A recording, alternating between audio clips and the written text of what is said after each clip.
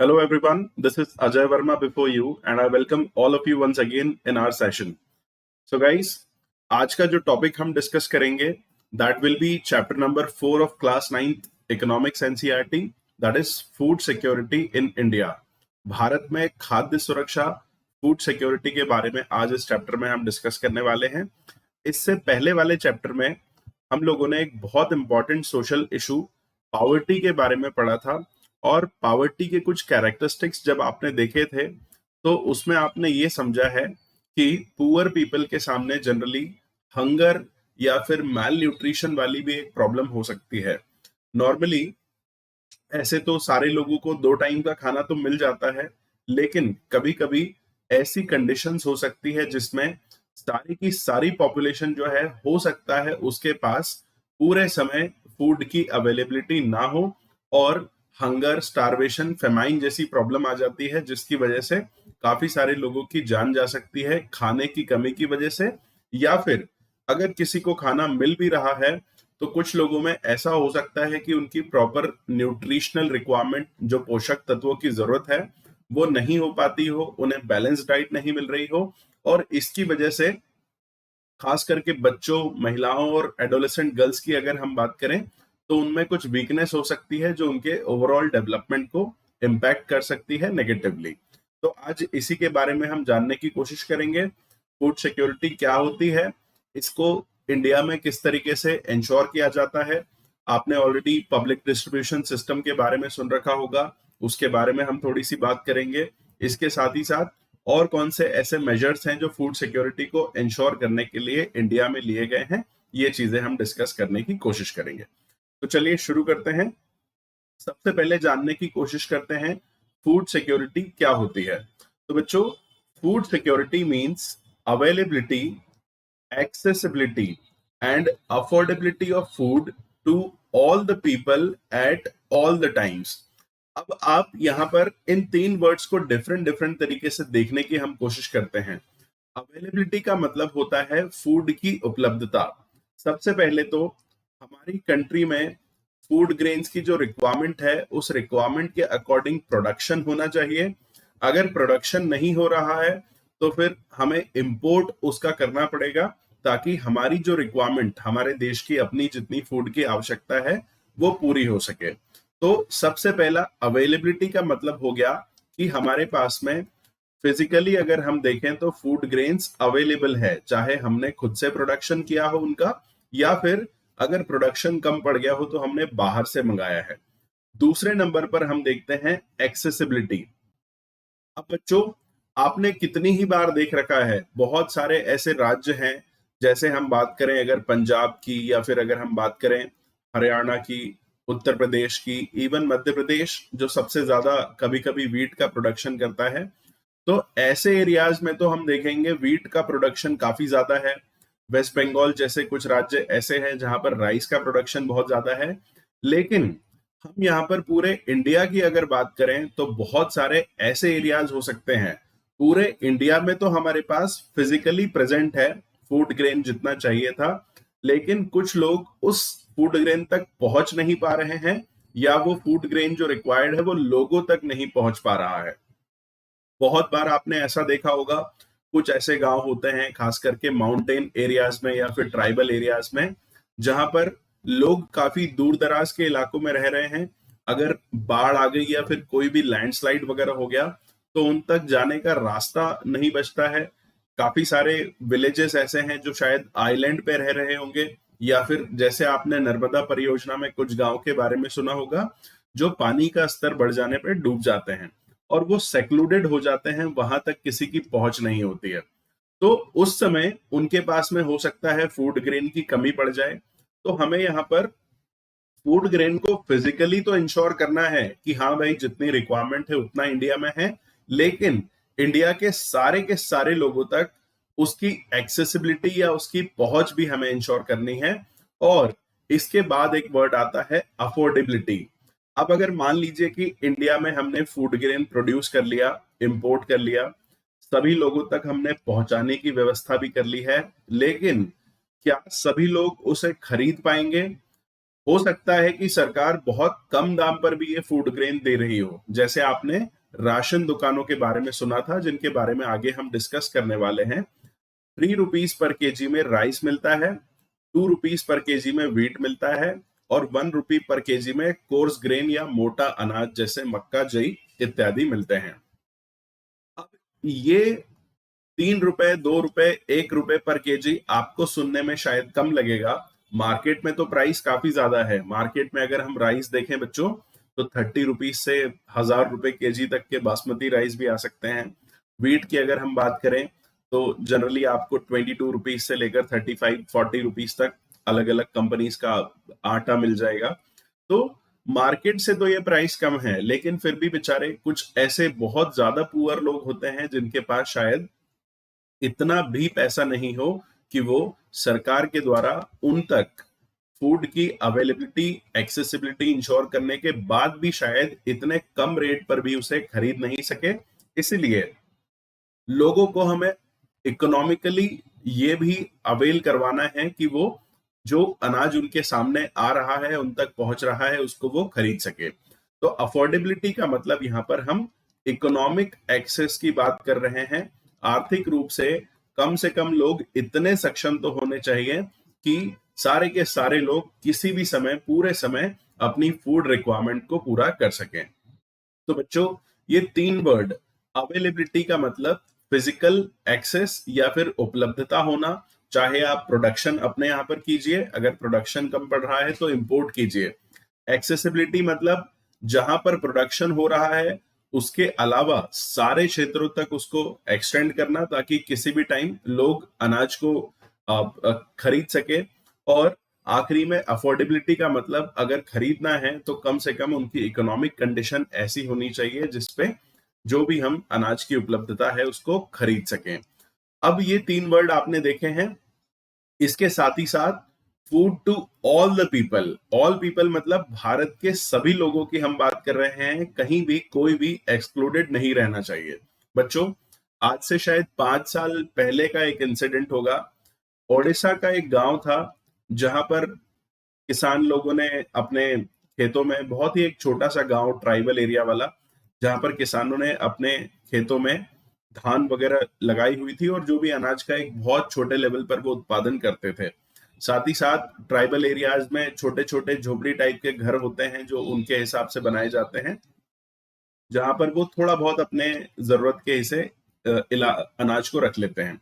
तो इस गांव में कुछ हाथियों ने आक्रमण कर दिया। आपने बहुत बार सुना होगा, एनिमल मैन कॉन्फ्लिक्ट होते रहते हैं, और काफी सारे ऐसे एरियाज हैं जहां पर एलिफेंट्स का हैबिटेट होता है, लेकिन कंस्ट्रक्शन एक्टिविटीज, एग्रीकल्चर की वजह से एनिमल्स डिस्टर्ब होते हैं और फिर वो शहरी एरिया या फिर रेसिडेंशियल एरियाज में अटैक करते हैं। तो हाथियों ने यहाँ पूरे विलेज को खत्म कर दिया, रौंद दिया, खेतों में से भी फसल खा ली और साथ ही साथ जो घर में, कच्चे घरों में अनाज था वो भी सब खा लिया। अब उसके बाद वहां के जो लोग थे, उन लोगों के पास में कुछ भी खाने को नहीं था। तो उन्होंने जो एलिफेंट का एक्सक्रीटा होगा, जो एलिफेंट का मल होगा, उसको धो धो के उसमें से ज्वार बाजरा या जो भी बीज निकल सकते थे उसका उन्होंने खाना खाया है। तो आप ऐसे भी कुछ लोगों को इमेजिन कर सकते हैं जो इंडिया में ही रह रहे हैं, लेकिन उन बेचारों के सामने फूड की इतनी परेशानी है। कितनी ही बार आप सुनते हैं बहुत सारा अनाज गोडाउन में रहते रहते सड़ गया है, या फिर हो सकता है कि मंडियों में खरीदी करने के बाद खुले में पड़ा होगा और बारिश की वजह से खराब हो गया है। लेकिन दूसरी तरफ ऐसे भी लोग हैं जो अनाज भारत में बहुत होने के बाद भी उन तक, भारत का हिस्सा होते हुए भी उन तक शायद अनाज नहीं पहुंच पा रहा है। तो हमें सभी लोगों के लिए ये फूड इंश्योर करना है, और पूरे के पूरे ऑल टाइम्स, साल के 12 महीने, सारे के सारे समय उनके पास में फूड ग्रेन्स की अवेलेबिलिटी होना चाहिए। ऐसा नहीं है कि जब व्हीट का प्रोडक्शन हुआ मार्च अप्रैल में तब तो खूब सारा खाने को हो जाए, लेकिन बाद में फिर हमारे पास में दिसंबर में नहीं बचे। तो साल के सारे दिन, सारे के सारे लोगों को हमें फिजिकल तरीके से उपलब्ध करवाना है, लोगों तक खाने की पहुंच बनानी है, और साथ ही साथ में इकोनॉमिक एक्सेस या लोगों को इस लायक भी बनाना है कि वो अल्टीमेटली चाहे कम से कम दाम हो उस पर फूड ग्रेन को खरीद सके। ये एक फूड सिक्योरिटी की डेफिनेशन है बच्चों। साथ ही साथ में आपने एक ऑर्गेनाइजेशन का नाम सुन रखा होगा जो यूनाइटेड नेशंस का एक एजेंसी ऑर्गन है, फूड एंड एग्रीकल्चरल ऑर्गेनाइजेशन जिसे हम कहते हैं। फूड सिक्योरिटी मेंस का भी एक टॉपिक है, काफी बार इसे पूछा भी जा चुका है, स्टेट पीएससीज में भी ये इंपॉर्टेंट रोल प्ले करता है। तो बच्चों, एफएओ या फूड एंड एग्रीकल्चरल ऑर्गेनाइजेशन की डेफिनेशन यहाँ पर दे रखी है। The 1995 world food summit declared food security at the individual, household, regional, national, and global level exist when all people at all times have physical and economic access to sufficient, safe, and nutritious food to meet their dietary needs and food preferences for an active and healthy life.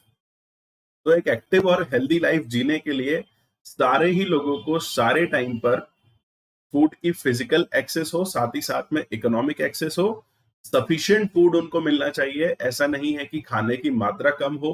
काफी सारे लोग ऐसे भी होते हैं बेचारे जो शायद एक ही टाइम पर खाना खाते हो अपना पैसा बचाने के लिए, या फिर शायद उतने इकोनॉमिक रूप से सक्षम ना हो। बहुत सारे विलेजेस वगैरह में आपने देखा होगा लोगों की जो डाइट होती है केवल और केवल दाल चावल रोटी से बनी होती है। लोगों को वेजिटेबल्स नहीं मिल पाती हैं, उनके पास में हो सकता है मीट नहीं अवेलेबल हो, या फिर एग नहीं अवेलेबल हो, मिल्क अवेलेबल नहीं हो, पनीर, चीज, जो ऐसे बहुत सारे आपके न्यूट्रिशन के सोर्सेज होते हैं। लोग इमेजिन ही करते हैं इनको, कभी गांव वाले एरियाज में कभी मिल नहीं पाता है उनको, बहुत मुश्किल बात रहती है।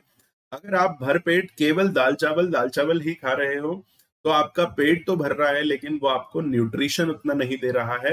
एक बैलेंस्ड डाइट का कॉन्सेप्ट आप लोगों ने सुना होगा, तो डाइट बैलेंस्ड होनी चाहिए। खास करके अगर हम बात करें बच्चों की, तो उनकी जो फूड रिक्वायरमेंट होती है वो बहुत कम फूड में हो जाती है, लेकिन उनकी बॉडी को ग्रो करने के लिए प्रोटीन, वाइटामिन, बहुत सारे न्यूट्रिएंट्स चाहिए जो नहीं मिल पाते हैं।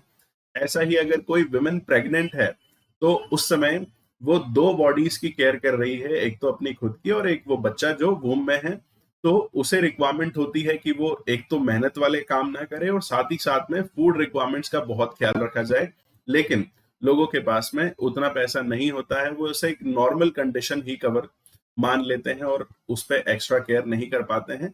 रिसोर्सेस की कमी ही अल्टीमेटली कारण है, वरना किसी को पसंद नहीं होगा कि ऐसे इग्नोर किया जाए, राइट।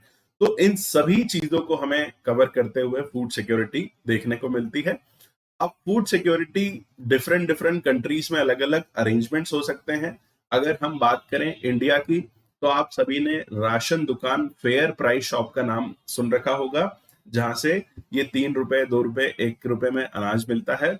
और ये राशन दुकानें जो आती हैं ये पब्लिक डिस्ट्रीब्यूशन सिस्टम के अंतर्गत आती है। पब्लिक डिस्ट्रीब्यूशन मतलब गवर्नमेंट स्पॉन्सर्ड ये एक डिस्ट्रीब्यूशन या वितरण रहता है, जिसमें पूरे इंडिया में, चाहे वहां पर प्रोडक्शन हो रहा हो या नहीं हो रहा हो, पूरे इंडिया में राशन दुकानों के माध्यम से समय समय पर सब्सिडाइज रेट पर फूड ग्रेन्स अवेलेबल करवाए जाते हैं। चलिए आगे देखते हैं बच्चों। तो अभी आपको एक आइडिया लगा होगा व्हाट इज फूड सिक्योरिटी। तो हम देखें व्हाट इज फूड सिक्योरिटी। अब आपको इतना पता ही है कि फूड एक बहुत एसेंशियल कंपोनेंट है। जैसे एयर है ब्रीदिंग के लिए, वैसे ही आप कुछ समय तो भूखे रह सकते हैं, लेकिन अल्टीमेटली फूड की रिक्वायरमेंट तो होगी। और इंडिया एक वेलफेयर स्टेट है। मोस्ट ऑफ द आज गवर्नमेंट सिस्टम्स हैं, पॉलिटीज हैं, वो वेलफेयर स्टेट्स में आती हैं। आप लोगों का कल्याण करना टारगेट करते हो। गवर्नमेंट जो है वो लोगों का वेलफेयर करना चाहती है। वेलफेयर में सबसे पहले बेसिक नेसेसिटीज की अगर हम बात करें तो फूड तो अवेलेबल करवाना ही चाहिए। तो यहाँ पर गवर्नमेंट ये इंश्योर करने की कोशिश करती है। ऑलरेडी हमने समझा है फूड सिक्योरिटी के डायमेंशंस कौन कौन से हैं। तो सबसे पहले तो अवेलेबिलिटी ऑफ फूड, फूड उपलब्ध होना चाहिए, फिजिकली प्रेजेंस होना चाहिए। चाहे आप अपनी कंट्री के अंदर प्रोडक्शन कर रहे हैं, अगर सफिशिएंट नहीं हो रहा है तो उसे इंपोर्ट कीजिए। जैसे इंडिया बच्चों एडिबल ऑयल इंपोर्ट करता है, राइस, व्हीट, ये सब तो हमारे यहाँ बहुत है, लेकिन इसके अलावा एडिबल ऑयल की अगर हम बात करें या कुछ पल्सेस की हम बात करें तो ये हमें इंपोर्ट करनी पड़ती है। साथ ही साथ में सेकंड कंपोनेंट है एक्सेसिबिलिटी, मतलब विद इन रीच होना चाहिए सारे लोगों की। ऐसा नहीं है कि कोई नॉर्थ ईस्ट का एक विलेज है और फूड एक्वायर करने के लिए उसे यूपी, बिहार या इवन दिल्ली तक पहुंचना पड़ रहा है, या फिर कोई विलेज में रह रहा है, उसे अपने यहाँ से फूड ग्रेन की अगर रिक्वायरमेंट हो तो उसे 200-300 किलोमीटर जाना पड़ रहा है। ये बहुत पैसा लेगा, शायद पर्सन इतने सारे रिसोर्सेज इस पे वेस्ट नहीं करेगा। और थर्ड है अफोर्डेबिलिटी, इसका मतलब इनफ मनी होनी चाहिए सफिशिएंट फूड और जो न्यूट्रिशियस फूड है उसको एक्वायर करने के लिए, उसको खरीदने के लिए। चलिए, तो ये सभी आपके फूड सिक्योरिटी के कंपोनेंट्स होते हैं। डेफिनेशन याद कर लीजिएगा, फूड एंड एग्रीकल्चरल ऑर्गेनाइजेशन ने बहुत अच्छी सी और सब कुछ इंक्लूड करने वाली एक डेफिनेशन आपको दे रखी है। चलिए आगे देखते हैं बच्चों, फूड सिक्योरिटी, खाद्य सुरक्षा की जरूरत क्यों है। अब आप सोचेंगे कि यार नॉर्मली तो खाना सबके पास होता है, सब लोग खा ही रहे हैं, लेकिन हम नॉर्मलसी को अगर एक तरफ रख दें तो कभी कभी ऐसी सिचुएशन हो सकती है जिसमें हो सकता है लोगों के पास में फूड ग्रेन्स ना रहें। इसी साल हो सकता है बहुत ज्यादा ड्रॉट हो गया हो, सूखा पड़ गया हो, या फिर एक्सेसिव फ्लडिंग हो गई हो कुछ एरियाज में, तो हो सकता है फूड ग्रेन का प्रोडक्शन बहुत कम हो जाए। हो सकता है फूड ग्रेन का प्रोडक्शन कम होगा लेकिन डिमांड उतनी ही रहेगी, तो प्राइस का क्या होगा बच्चों, प्राइस फूड ग्रेन का बढ़ने लगेगा, लोगों के लिए ये महंगा हो जाएगा। अब लोगों के पास अगर ऑलरेडी ड्रॉट है या फ्लडिंग है या फिर कोई भी डिजास्टर हो गया है, तो ऐसा तो है नहीं कि इनकम बढ़ेगी, और इनकम नहीं बढ़ेगी, प्राइस बढ़ेंगे तो फिर कुछ लोग शायद ये खाना खरीद नहीं पाएंगे, उनकी इकोनॉमिक एक्सेस खत्म हो जाएगी और लोग भूखे मर सकते हैं, स्टारवेशन हो सकता है। और अल्टीमेटली ये समस्या जब एक बड़े लेवल पर हो जाती है तो फेमाइन की कंडीशन आ जाती है। फेमाइन जिसे हम अकाल या भूखमरी के नाम से जानते हैं।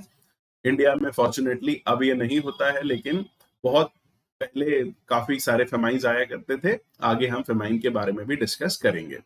अब बच्चों, ऐसे लोग जिनके पास में पैसा बहुत सारा है, रिच लोग हैं, बिजनेसमैन हैं, शहरों में रह रहे हैं, उनके लिए तो ठीक है, वो तो अपना फूड उस टाइम भी शायद इंश्योर कर पाए, लेकिन पुअर लोग होंगे जिनके लिए फूड उस समय पर एक्वायर करना बहुत बड़ा एक चैलेंज बन जाता है। जैसे आपने अभी कोविड-19 को देखा, कोविड-19 की वजह से लॉकडाउन लगा, कितने सारे लेबर जो डेली वेजेस पर काम करते थे उनको अपने शहर छोड़कर गांव जाना पड़ा।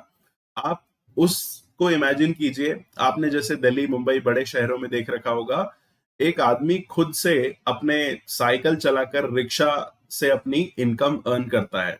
लॉकडाउन करीब करीब 1-1.5 साल तक इफेक्टिव रहा है। इस समय में उसकी कोई भी इनकम नहीं होगी। वो पुअर पर्सन अपने खुद के खर्चे के अलावा अपने गांव में बूढ़े माँ बाप के लिए, बच्चों के लिए पैसे भी भेजता है, लेकिन ये लॉकडाउन के समय में उसके पास कोई भी रिसोर्सेस नहीं होंगे। तो हो सकता है कि उस फैमिली ने अपनी फूड की जो रिक्वायरमेंट है उसको भी कंपनसेट कर दिया हो। उन्होंने शायद ये भी डिसाइड कर लिया हो कि यार इस गरीबी के समय में हम एक टाइम ही खाना खाते हैं। ऐसे ही बच्चों, कोविड भी हमारे लिए एक एकदम से आने वाली पैंडेमिक एक समस्या थी। ऐसे ही डिजास्टर्स हो सकते हैं, अर्थक्वेक हो सकता है एरियाज में, ड्रॉट हो सकता है, फ्लड हो सकता है, सुनामी आ सकती है, और एक बहुत बड़े लेवल पर क्रॉप्स का फेलियर भी हो सकता है। जनरली हमारा 75% ऑफ द एग्रीकल्चर जो है वो मानसून पे डिपेंड करता है। इंडिया में किसी एरिया में हो सकता है बहुत ज्यादा बारिश हो रही हो, किसी एरिया में कम बारिश हो रही हो, दोनों ही जगह पर प्रॉब्लम होगी। फूड ग्रेन का जो नॉर्मल प्रोडक्शन है वो नहीं होगा, और यहाँ पर फिर फूड की प्रॉब्लम आती है। जो रिच लोग हैं वो तो इसे मैनेज कर पाएंगे, चलो थोड़ा सा पैसा और फूड पे खर्च कर देते हैं, लेकिन पुअर लोग जिनका बेचारा प्राइमरी रिक्वायरमेंट ही फूड होता है वो शायद उसको कंपनसेट ना कर पाए। इसीलिए हमें सभी लोगों के लिए सभी टाइम पर क्या करना है, फूड की अवेलेबिलिटी, एक्सेसिबिलिटी और अफोर्डेबिलिटी इंश्योर करनी है। और ये अगर हम कर लेंगे तो हम कहेंगे कि हम फूड सिक्योरिटी अटेन कर चुके हैं, हमारे पास इनफ फूड है, हमारी खाद्य सुरक्षा पूरी हो चुकी है। चलिए, तो आगे जैसे बच्चों मैंने आपको बताया कि अगर एक लंबे समय तक लोगों के पास में फूड की अवेलेबिलिटी नहीं है तो फेमाइन, अकाल आ सकता है, स्टारवेशन हो सकता है, भूखमरी की वजह से काफी सारे लोगों की जान जा सकती है। और ऐसे इंसिडेंसेस पहले हो चुके हैं। इंडिया में पहले काफी ज्यादा अकाल होते थे। ब्रिटिश के टाइम पर भी हम देखेंगे कि जब ब्रिटिशर्स यहाँ थे तो काफी सारे अकाल हुए। और काफी बार आप जब आगे पढ़ेंगे हिस्ट्री, मॉडर्न हिस्ट्री के बारे में, तो आप ये भी समझेंगे कि ब्रिटिश टाइम पर जो फेमाइन हुए शायद वो नेचुरल से ज्यादा मैन मेड थे। ब्रिटिश गवर्नमेंट की तरफ से ऐसी पॉलिसीज हो गई थी जिन्होंने हमारे यहाँ पर हमारे लोगों के खाने के लिए ज्यादा फूड ग्रेन्स अवेलेबल करे ही नहीं, और यहाँ पर जो प्रोडक्शन होते थे उसको ब्रिटेन की रिक्वायरमेंट के लिए भेज दिया जाता था। ऐसा ही एक एग्जाम्पल आपको ग्रेट बंगाल फेमाइन 1943 का देखने को मिलेगा, जिसमें बच्चों करीब करीब 30 लाख लोगों की जान गई थी भूखमरी की वजह से, खाना अवेलेबल ना होने की वजह से। अब वो समय आप जानते हैं, वर्ल्ड वॉर सेकंड चल रहा था। वर्ल्ड वॉर सेकंड का पीरियड आपको सभी को पता होगा, 1939 से लेकर 1945 की शुरुआत तक। इस समय में इंडिया में प्रोडक्शन तो ठीक है, हर साल वेरी करता है, कभी ज्यादा प्रोडक्शन हुआ कभी कम, लेकिन प्रोडक्शन कम होता है तो उसे हम इंपोर्ट से सब्सटीट्यूट करते हैं, बाहर से हम खाना मंगाते हैं। लेकिन इस समय पर फूड प्रोडक्शन होने के बावजूद यहाँ के जो भी फूड रिसोर्सेज थे, फूड ग्रेन्स थे, वो प्राइम मिनिस्टर विंस्टन चर्चिल के ऑर्डर के अकॉर्डिंग मैक्सिमम डाइवर्ट कर दिए गए किस तरफ, ब्रिटिश आर्मी जो इधर उधर युद्ध में लड़ रही थी उसकी रिक्वायरमेंट के लिए। और इंडिया में लोगों के पास में फूड ग्रेन बचा नहीं था, खासकर हम बंगाल की बात करें जो कि काफी पहले से ही लैंड रेवेन्यू सिस्टम की वजह से जूझ रहा था, और 30 लाख लोगों की जान गई इस फेमाइन की वजह से। चलिए आगे देखते हैं बच्चों।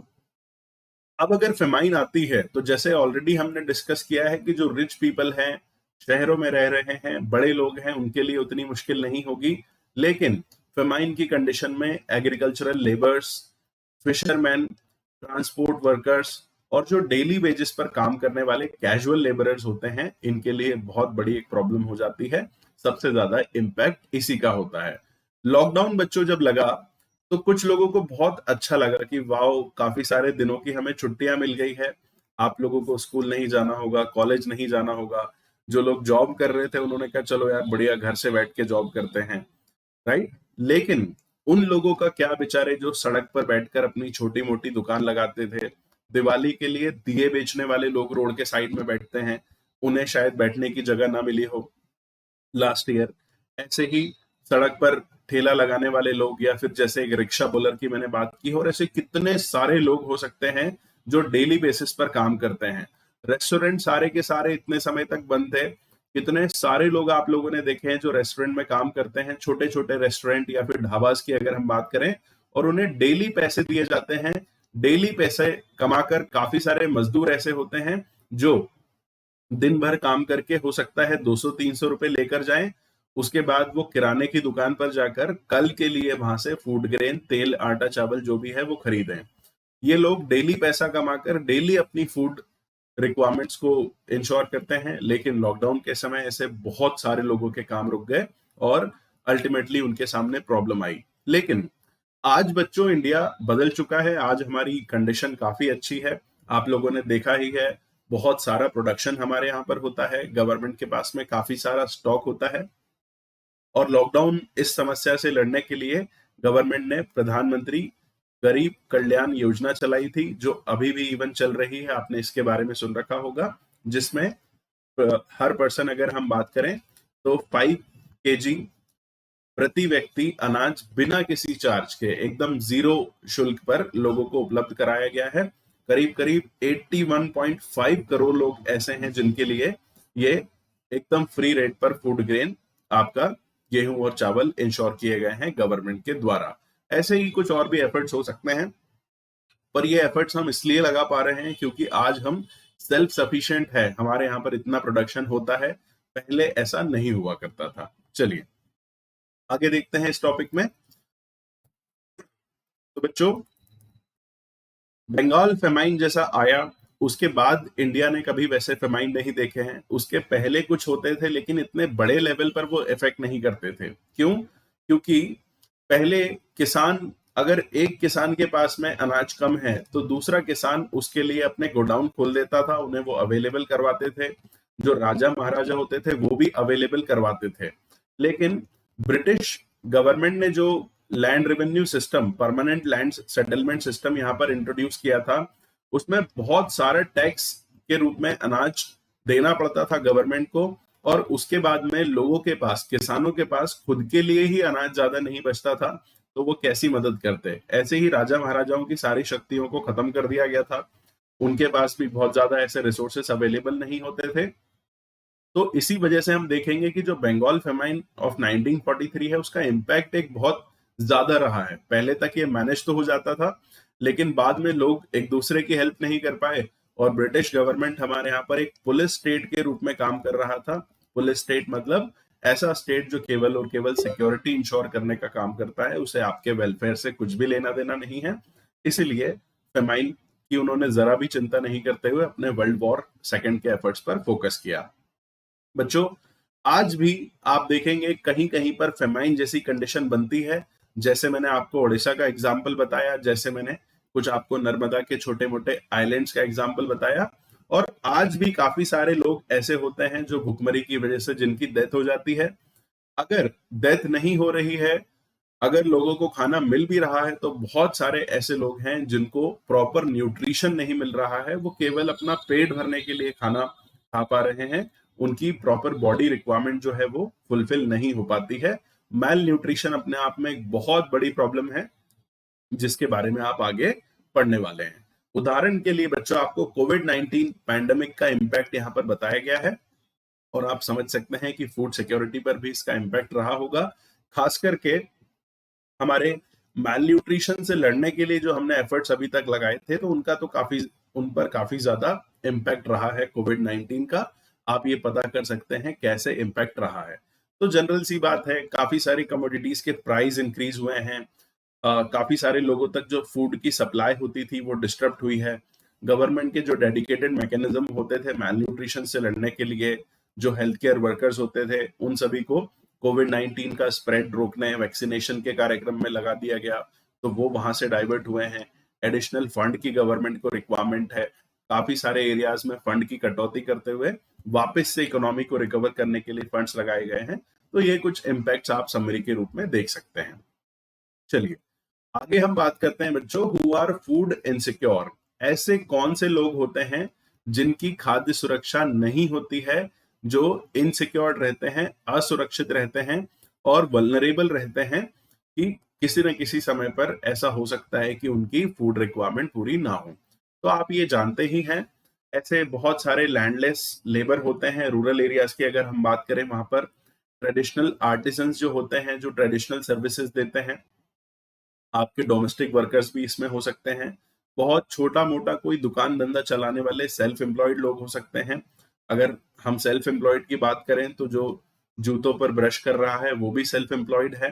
साथ ही साथ में जो रोड के आइट साइड में बहुत छोटे काम कर रहे हैं वो भी सेल्फ एम्प्लॉयड लोग हैं।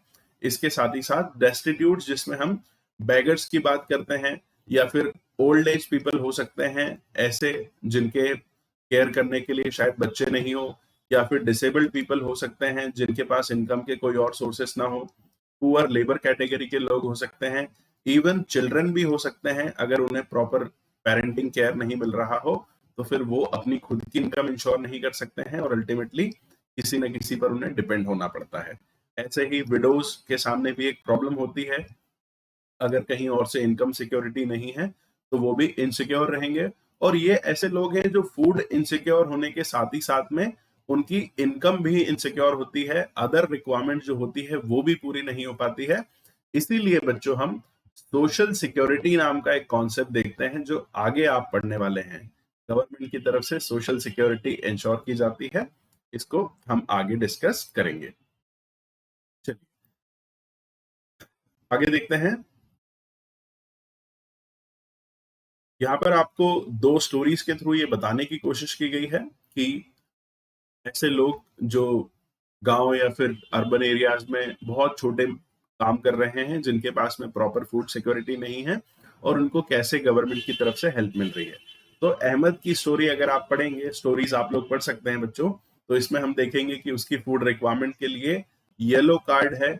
येलो कार्ड फूड सिस्टम, जो आपका पीडीएस सिस्टम है, राशन दुकान से राशन लेने के लिए येलो कार्ड होता है, जो बिलो पॉवर्टी लाइन के लोगों के लिए इशू किया जाता है। पॉवर्टी लाइन का कॉन्सेप्ट हमने ऑलरेडी पढ़ लिया है, और ऐसे लोग जो उतनी रिक्वायरमेंट भी मीट नहीं कर पा रहे हैं, उससे नीचे जिनकी इनकम है या कंजम्पशन है, ऐसे लोगों के लिए येलो कार्ड इशू होता है, जहां से राशन दुकानें या फेयर प्राइस शॉप्स के थ्रू राशन लिया जाता है।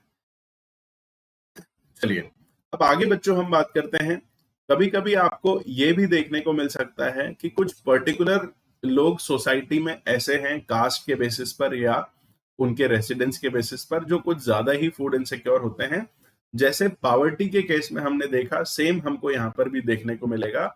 SC ST और ओबीसीज में कुछ जो लोअर कास्ट के सेक्शंस हैं, ये काफी पुअर हो सकते हैं, जिनके पास शायद लैंड की अवेलेबिलिटी नहीं हो और उतना ज्यादा उनकी खुद की प्रोडक्टिव एबिलिटी नहीं हो, तो ये काफी ज्यादा प्रोन होते हैं या वल्नरेबल होते हैं फूड इनसिक्योरिटी को लेकर।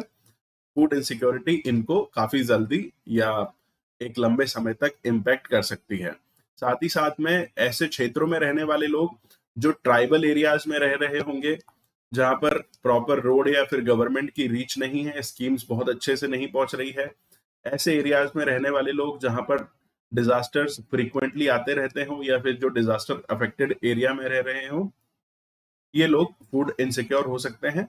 और इसके साथ ही साथ मैंने जैसे आपको बताया कि अगर हम चिल्ड्रन की बात करें, विमेन की बात करें और एडोलेसेंट गर्ल्स की अगर हम बात करें, तो इनके लिए भी ऐसा हो सकता है कि इन्हें खाना तो मिल रहा हो लेकिन जो प्रॉपर इनकी एडिशनल न्यूट्रिशन रिक्वायरमेंट है वो पूरी नहीं हो पा रही है। फूड सिक्योरिटी का अगर हम मतलब देखें तो केवल पेट भरने से इसका मतलब नहीं है। अगर आपको केवल और केवल रोटी और दाल या फिर दाल और चावल ही मिल रहे हैं तो ये फूड सिक्योरिटी नहीं है।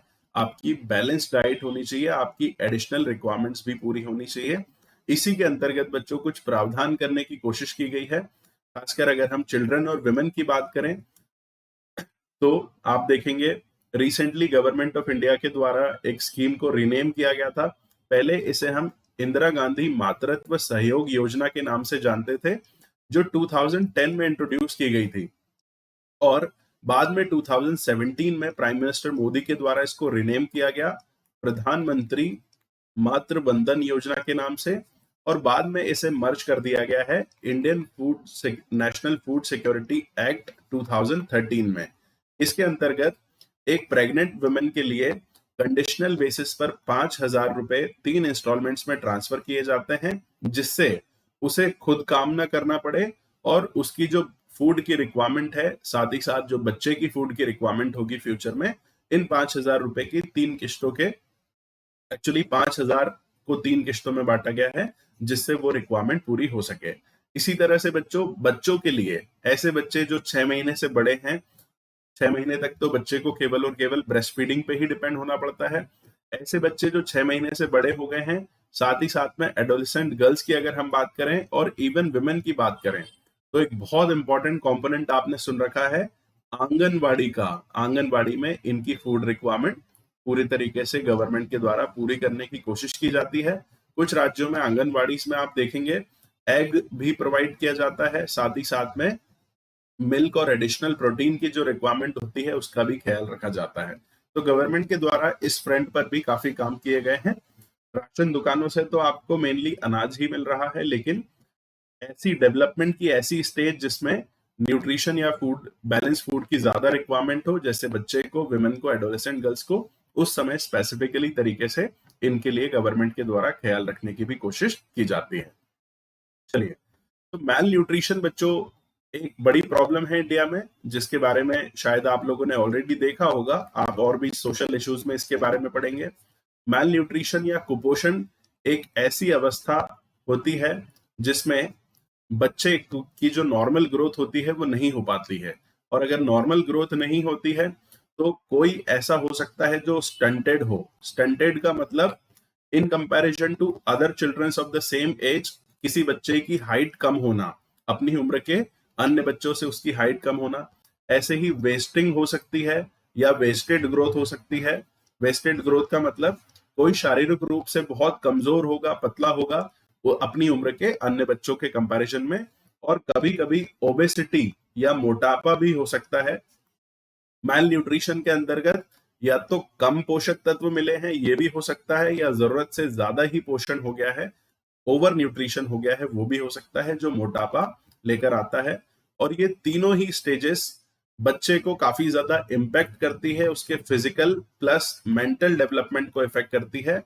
आगे जो उसको फिजिकल रिक्वायरमेंट होगी या फिर शारीरिक साथ ही साथ बौद्धिक रूप से जो उसका विकास होना चाहिए उसको वो अफेक्ट करती है। इसके बारे में हम आगे आने वाले लेक्चर्स में कभी ना कभी पढ़ेंगे।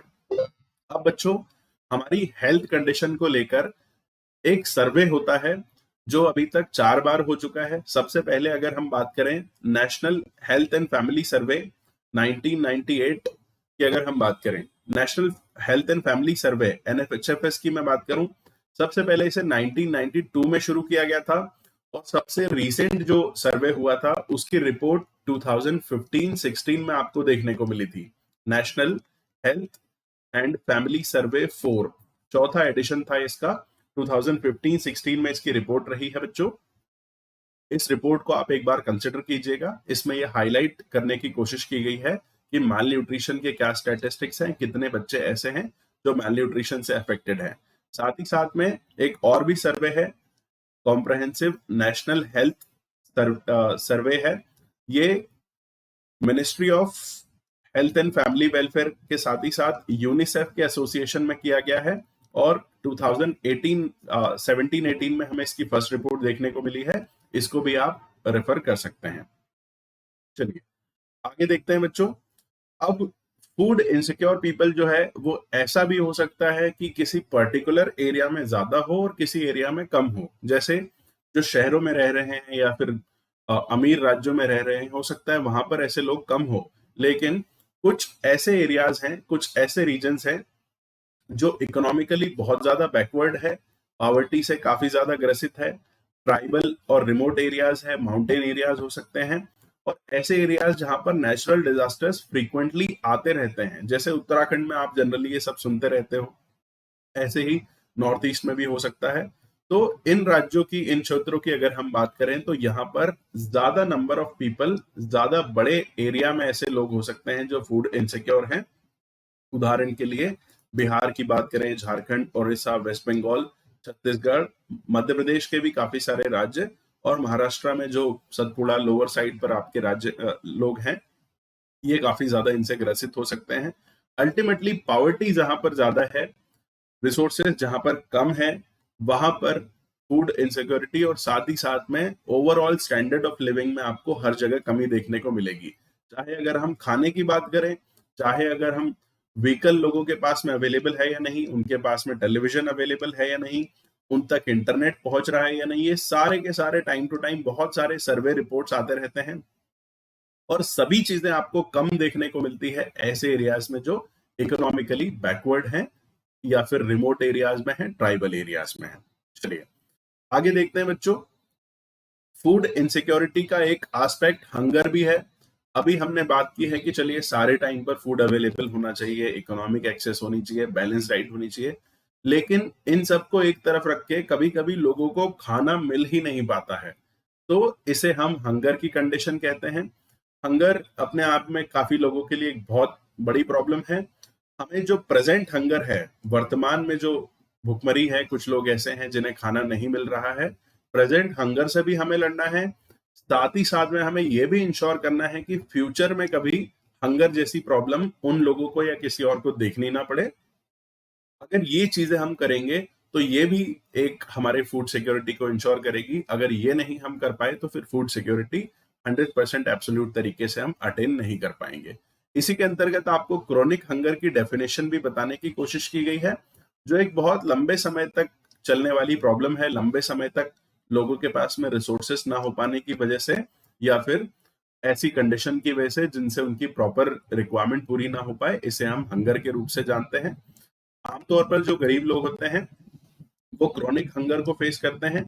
दूसरी तरफ एक और हंगर का टाइप होता है जिसे हम सीजनल हंगर कहते हैं। जैसे हमने सीजनल अनएम्प्लॉयमेंट के बारे में बात की है, ऐसे ही अगर हम देखें तो जब फसलों के हार्वेस्ट का टाइम होता है, जैसे वीट की अगर हम बात करें, अब उसकी सोइंग होने वाली है रबी सीजन में और मार्च में वीट का हार्वेस्ट आ जाएगा। उस समय पर जिन्होंने किसानों ने वीट प्रोड्यूस किया है उनके पास प्रॉपर तरीके से ग्रेन रहेगा, लेकिन बाद में उनके पास में फूड ग्रेन्स नहीं बचेंगे। तो ये सीजन के बेसिस पर जो आपका हंगर होता है उसे हम सीजनल हंगर कहते हैं।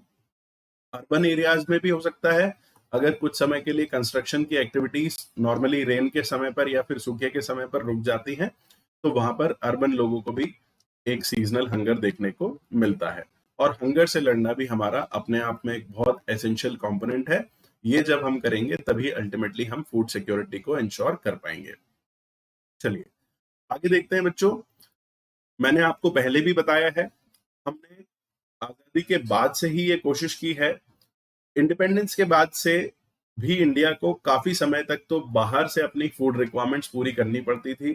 चाहे हम राइस की बात करें या चाहे हम व्हीट की बात करें, काफी ज्यादा इंपोर्ट हमें करना पड़ता था बच्चों। जब इंडिया को इंडिपेंडेंस मिली और हमने इकोनॉमिक डेवलपमेंट के लिए एक प्लान्ड मॉडल को अडॉप्ट किया, आगे हम जाकर पढ़ेंगे प्लानिंग के बारे में। हमारे यहाँ पर प्लान्ड डेवलपमेंट होता है, गवर्नमेंट प्लानिंग के थ्रू रिसोर्सेस का एलोकेशन करती है, पहले से ही नियोजन करती है कि हमारे जो इकोनॉमिक और दूसरे रिसोर्सेज हैं उनको हम कहाँ कहाँ पर इस्तेमाल करेंगे। इसके अंतर्गत आपने 5 ईयर प्लान्स के बारे में सुन रखा होगा।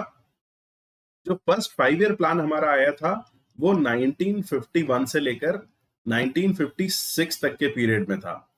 इस समय भी हमको ये पता था कि हमारे फूड ग्रेन्स या फूड सिक्योरिटी जो है वो खतरे में है और हमें ज्यादा से ज्यादा उत्पादन यहाँ पर बढ़ाना है। इस फर्स्ट प्लान का करीब करीब 35% जो टोटल 5 साल में अमाउंट हमने खर्च करने का सोचा था गवर्नमेंट ने, उसका 35% जो है वो एग्रीकल्चर के लिए रखा गया है।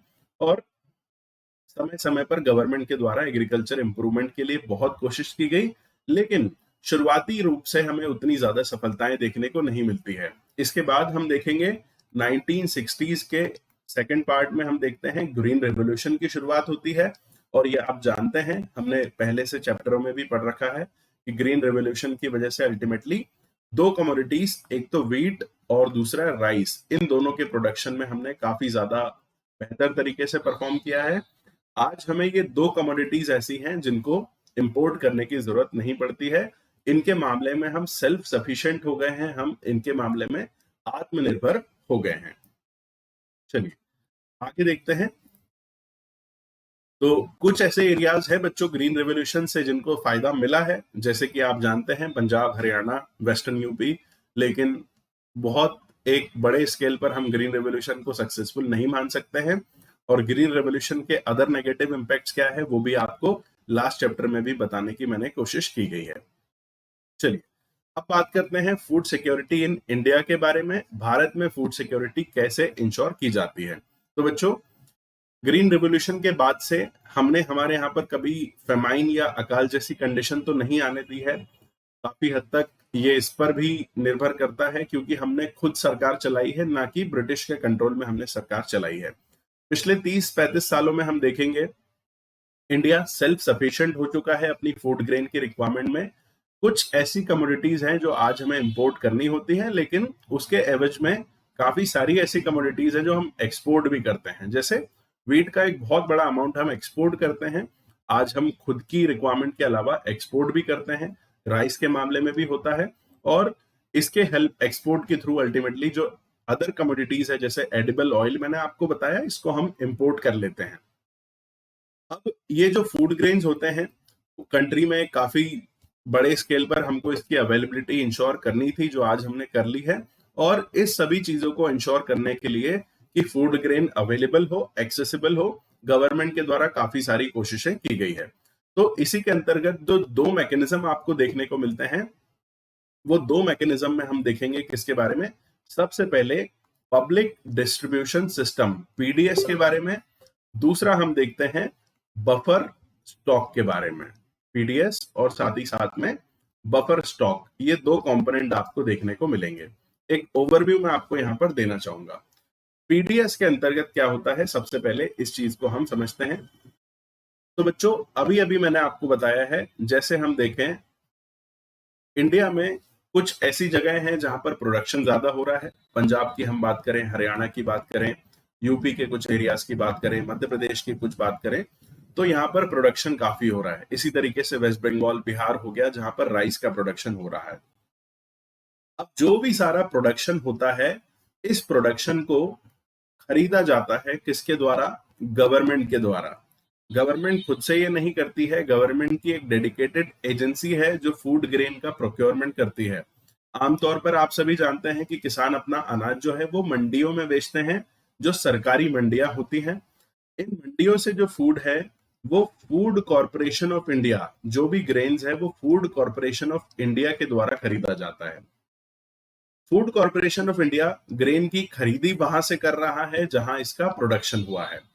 अब फूड कॉरपोरेशन ऑफ इंडिया खरीदी करता है, उसके बाद उसको पूरे इंडिया में जगह जगह पर अपने जो वेयर हाउसेस हैं उन वेयर हाउसेस तक पहुंचाता है, और उन वेयर हाउसेस के थ्रू वो जो फूड क्वांटिटी होगी या ग्रेन्स होंगे वो जाते हैं फेयर प्राइस शॉप या राशन दुकानों में, और इन राशन दुकानों से लोग अनाज की अपनी रिक्वायरमेंट को पूरा करते हैं। जैसे मैंने अभी अभी आपको बताया, 3 रुपए में लोगों को राइस मिल रहा है, 2 रुपीज में लोगों को व्हीट मिल रहा है, 1 रुपी में कोर्स ग्रेन या मोटा अनाज मिल रहा है। अब यहाँ पर कुछ रेट्स हैं, किस रेट पर खरीदी जाए, कैसे खरीदी होती है, तो 3 रेट्स आपको देखने को मिलते हैं। सबसे पहला होता है बच्चों मिनिमम सपोर्ट प्राइस के बारे में आप लोग जानते हैं, न्यूनतम समर्थन मूल्य जिसे हम कहते हैं। ये गवर्नमेंट के द्वारा टाइम टू टाइम अनाउंस किया जाता है। आगे मैं आपको बताता हूं कि एमएसपी डिसाइड कौन करता है, एमएसपी को लेकर किस तरीके से रिकमेंडेशन दिए जाते हैं। तो बच्चों आपसे ये क्वेश्चन पहले पूछा जा चुका है यूपीएससी में, आपको आइडिया भी होना चाहिए। न्यूनतम समर्थन मूल्य मिनिमम सपोर्ट प्राइस वो प्राइस होता है जो गवर्नमेंट डिक्लेयर करती है कि कम से कम इतनी प्राइस पर हम किसानों से उनका फूड ग्रेन खरीदेंगे, जो मंडियों में जनरली रेट दिया जाता है। Commission for agricultural cost and prices, ये वो कमीशन है जो रिकमेंड करता है गवर्नमेंट ऑफ इंडिया को कि इस साल के लिए मिनिमम सपोर्ट प्राइस क्या होना चाहिए। Actually commission for agricultural cost and price जो है वो एक रिपोर्ट देता है जिसे हम प्राइस पॉलिसी रिपोर्ट के नाम से जानते हैं, प्राइस पॉलिसी रिपोर्ट्स। अब ये प्राइस पॉलिसी रिपोर्ट जो होती है कंटिन्यूअसली इस कमीशन के द्वारा दी जाती है। इसके अंतर्गत 5 डिफरेंट रिपोर्ट्स होती है हर साल। एक रिपोर्ट होती है रबी सीजन को लेकर जो अभी प्रेजेंट में है, एक रिपोर्ट होती है खरीफ सीजन को लेकर, इसके साथ ही साथ में 3 अलग रिपोर्ट्स होती हैं कमोडिटीज के लिए। एक तो हम बात करेंगे शुगर केन, गन्ने की खरीदी का क्या एमएसपी होगा। दूसरा खोपरा, जो नारियल का सूखा चूरा होता है उसे हम खोपरा कहते हैं। और तीसरा जो होता है रॉ जूट। तो इन पांचों को लेकर ये 5 रिपोर्ट होती है जो हर साल इस कमीशन के द्वारा गवर्नमेंट को दी जाती है।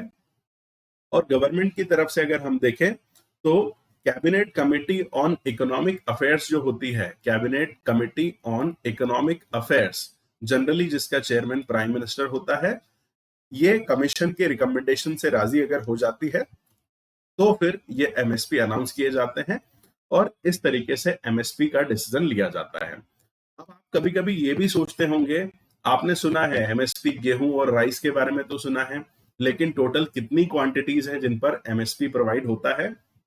तो बच्चों ऐसी 23 कमोडिटीज हैं जिनके लिए presently MSP minimum support price हर साल अनाउंस किया जाता है, और इन कमोडिटीज में डिफरेंट चीजें आती है।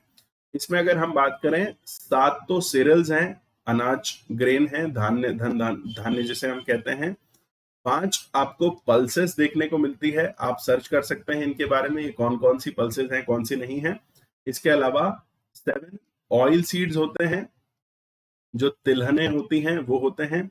इसके साथ ही साथ में 4 कमर्शियल क्रॉप्स भी होती हैं। 4 कमर्शियल क्रॉप्स में अगर हम देखें तो आपको शुगर केन, खोपरा, इसके साथ ही साथ कॉटन एंड रॉ जूट, ये ऐसी कमोडिटीज हैं, 4 कमर्शियल कमोडिटीज हैं जिनके लिए भी एमएसपी अनाउंस किया जाता है। तो ये पूरा आपका एमएसपी का मैकेनिज्म है। गवर्नमेंट इसे अनाउंस करती है, रिकमेंड करता है commission for agricultural cost and prices, ये अपनी रिपोर्ट निकालता है, प्राइस पॉलिसी रिपोर्ट्स। 5 रिपोर्ट होती है साल भर में जो गवर्नमेंट को दी जाती है, और गवर्नमेंट समय समय पर रबी सीजन की बुआई होने से पहले रबी सीजन के लिए एमएसपी अनाउंस किया जाता है, खरीफ से पहले खरीफ के लिए अनाउंस किया जाता है, और जनरली जब साल का सीजन होता है तब इन तीनों के लिए भी ये अनाउंसमेंट होता है। तो इस तरीके से एमएसपी काम करता है बच्चों। एमएसपी एक मोटिवेशन का फैक्टर भी होता है किसानों के लिए। किसानों को इस बात का अश्योरेंस हो जाता है कि जो भी हम प्रोडक्शन करेंगे गवर्नमेंट कम से कम इतने पैसे तो हमें उसके देगी, और उसकी वजह से वो ज्यादा से ज्यादा प्रोडक्शन करते हैं। अपने आप में बच्चों आज ये एक प्रॉब्लम भी थोड़ा सा बनकर आया है, इसको आगे हम देखने की कोशिश करेंगे। चलिए, तो ये तो हुआ एमएसपी के बारे में। दूसरा बच्चों होता है एक प्राइस, प्रोक्योरमेंट प्राइस जिसे हम कहते हैं। प्रोक्योरमेंट प्राइस क्या होता है? मैंने आपको अभी अभी बताया, एफसीआई किसानों से खरीदी करता है। एमएसपी अनाउंस किया जाता है बोनी होने के पहले, जब किसान खेतों को बोने की तैयारी करता है उससे पहले एमएसपी अनाउंस होता है। जब फसल कटने लग जाती है या सरकार खरीदी शुरू करती है, तो रियलिटी में वो किस रुपए पर खरीदी कर रही है, ये एमएसपी के इक्वल भी हो सकता है या एमएसपी से ज्यादा भी हो सकता है। उस प्राइस को हम प्रोक्योरमेंट प्राइस कहते हैं। और तीसरा प्राइस होता है इशू प्राइस। इशू प्राइस का मतलब है जब एफसीआई ने अनाज की खरीदी कर ली है, राशन दुकानों तक इसे पहुंचाया गया है, तो राशन दुकानों पर ये कितने रुपए में लोगों को मिल रहा है, बेचा जा रहा है, इसे हम इशू प्राइस के नाम से जानते हैं। आगे आप धीरे धीरे इन चीजों के बारे में और भी जानेंगे। चलिए, आई होप ये कॉन्सेप्ट सभी को क्लियर होगा। तो बच्चों, एमएसपी जो है हर साल डिक्लेयर किया जाता है। याद रखिएगा, एमएसपी कब डिक्लेयर होता है? सोइंग सीजन से पहले, जब बोवनी का सीजन होता है उससे पहले इसे डिक्लेयर किया जाता है। इशू प्राइस क्या होता है? मार्केट में फूड ग्रेन्स जब एफसीआई मैकेनिज्म के द्वारा बेचे जाते हैं राशन दुकानों के माध्यम से, तो कितने रुपए में बेचे जा रहे हैं, इसे हम इशू प्राइस के नाम से जानते हैं। अब दूसरा एक इंपॉर्टेंट कॉन्सेप्ट होता है बच्चों, जिसे हम बफर स्टॉक कहते हैं। बफर का मतलब फ्यूचर के लिए आप थोड़ा सा रिजर्व बनाकर रख लीजिए। समय समय पर डिफरेंट डिफरेंट रिक्वायरमेंट हो सकती है, तो ऐसा ना हो कि आप केवल आज की आपकी फूड रिक्वायरमेंट्स का ख्याल रख रहे हो, आगे भी कोई प्रॉब्लम ना आए, इसके लिए हम बफर स्टॉक का कॉन्सेप्ट रखते हैं। और ये बफर स्टॉक मेंटेन किया जाता है food corporation of India FCI के द्वारा, जिसके बारे में मैंने ऑलरेडी आपको बताया है कि पूरे भारत से एफसीआई क्या करता है, जहां प्रोडक्शन ज्यादा हो रहा है उसे खरीदकर अपने गोडाउन्स में, वेयर हाउसेस में स्टोर करवाता है थ्रू आउट द इंडिया, और प्रेजेंट रिक्वायरमेंट के साथ ही साथ फ्यूचर के लिए भी इसे मेंटेन करने की कोशिश करता है कि चलिए आगे आने वाले कम से कम 6 महीने, चाहे उत्पादन कम हो या फिर बाढ़ हो जाए या सूखा हो जाए, आगे आने वाले समय के लिए भी हमारे पास में फूड कमोडिटी अवेलेबल है। इसे हम बफर स्टॉक के नाम से जानते हैं। चलिए, ऑलरेडी मैंने बच्चों आपको पब्लिक डिस्ट्रीब्यूशन सिस्टम के बारे में बताया है। पीडीएस के अंतर्गत क्या होता है? एफसीआई जो अनाज किसानों से खरीदता है, उस अनाज को फेयर प्राइस शॉप तक, उचित मूल्य दुकान या राशन दुकान जिसे हम कहते हैं, वहां तक पहुंचाता है। आमतौर पर हर छोटे से छोटे गांव में एक राशन दुकान बनाने की कोशिश की गई है। आज कम से कम 6 लाख राशन दुकानें आपको इंडिया में देखने को मिलती हैं। मोस्ट ऑफ द लोकेलिटीज में अवेलेबल होती है, और यहाँ पर जो अनाज दिया जाता है वो सब्सिडाइज रेट पर दिया जाता है। सब्सिडी या सब्सिडाइजेशन क्या होता है वो आगे हम डिस्कस करेंगे। लेकिन आप उदाहरण के लिए मान लीजिए कि एक फार्मर से एफसीआई ने अगर वीट खरीदा है, 1 केजी वीट जो खरीदा होगा वो 20 रुपीज का हो सकता है, 20 रुपए पर केजी के हिसाब से हो सकता है। पर राशन दुकान में वो वीट 2 रुपए पर केजी में बेचा जा रहा है सरकार के द्वारा। 20 रुपए में कोई चीज खरीदी गई है, 2 रुपए में बेची जा रही है, 18 रुपीज का लॉस हो रहा है। इसके साथ ही साथ पूरे इंडिया में आपको फूड ग्रेन एक जगह से दूसरी जगह पहुंचाना है, उसका ट्रांसपोर्टेशन का खर्चा, उसको स्टोर करने का खर्चा, फेयर प्राइस शॉप चलाने वाला जो डीलर होता है उसको सैलरी या फिर कमीशन देना, मेंटेनेंस करना, ग्रेन्स को उसको स्वच्छ रखना, ऐसा ना हो कि उसमें कीड़े वीड़े हो रहे हो, इन सब चीजों में भी खर्चा आता है। तो गवर्नमेंट की तरफ से ये जो एडिशनल चीजें हैं, 18 रुपीज का सब्सिडी मिलेगा लोगों को, और उसके साथ ही साथ दूसरी चीजें भी गवर्नमेंट के द्वारा रखी जाते हैं। तो ये सब्सिडी का कॉन्सेप्ट होता है बच्चों। पीडीएस में हम देखेंगे जो भी कमोडिटीज हमें मिलती हैं वो मार्केट में जो रेट है उससे डिफरेंट सब्सिडाइज रेट पे मिलती है। अब अनाज किसने उगाया है, चाहे मार्केट में बिक रहा हो या फेयर प्राइस शॉप में, अनाज उगाया है किसान ने, चाहे मार्केट को किसान ने बेचा हो या एफसीआई को, कितने में? 20 रुपए में। अगर 20 रुपए में किसान ने बेचा है पर हमें केवल 2 रुपए में मिल रहा है, इसका मतलब कोई और है जो बीच के 18 रुपीज अपनी जेब से दे रहा है, और वो है एफसीआई या फिर गवर्नमेंट ऑफ इंडिया। और ये 18 रुपीज जो है बच्चों, ये आपके लिए सब्सिडी है, राइट। चलिए, तो ये पीडीएस का सिस्टम होता है। राशन दुकानों को हम फेयर प्राइस शॉप के नाम से भी जानते हैं, जहां पर फूड ग्रेन, शुगर, केरोसिन और कुकिंग के लिए आपको कंपोनेंट्स यहाँ पर मिलते हैं। चलिए, अब राशन दुकानों में बच्चों 3 तरीके के कार्ड्स होते हैं, डिफरेंट डिफरेंट कार्ड्स होते हैं। अंत्योदय कार्ड होता है, अंत्योदय अन्न योजना आपने सुना होगा। अंत्योदय सबसे लास्ट में जो है, पुअरेस्ट ऑफ द पुअर जो है, उसे हम कहते हैं, उनके लिए अंत्योदय अन्न योजना होती है। जो बीपीएल के अंतर्गत भी सबसे निचले पायदान पर पुअरेस्ट फैमिलीज होती हैं, करीब करीब आज आपको 1.5 करोड़ परिवार ऐसे दिखते हैं जो अंत्योदय अन्न योजना कार्ड जिनके पास में होता है, और इनको 35 केजी तक का राशन मंथली मिलता है। सेकंड जो होता है बीपीएल कार्ड, होता है बिलो पॉवर्टी लाइन के लिए, पुअरेस्ट ऑफ द पुअर नहीं होंगे ये, जैसे अहमद का एग्जांपल आपको मिला है। और तीसरा है एपीएल, अबव पॉवर्टी लाइन, जो पॉवर्टी लाइन से थोड़ा ऊपर लोग हैं वो भी ले सकते हैं, इसे हम एपीएल कार्ड कहते हैं, जो जनरली आपका व्हाइट कलर का होता है। बीपीएल कार्ड आपका येलो कलर का होता है। चलिए, तो ये पीडीएस का एक सिस्टम है बच्चों। पीडीएस काफी इफिशिएंट तरीके से काम करने की कोशिश करता है, गवर्नमेंट फूड सिक्योरिटी इसके थ्रू इंश्योर करती है, लेकिन इसके बावजूद पीडीएस में भी आपको बहुत सारी खामियां देखने को मिलती है।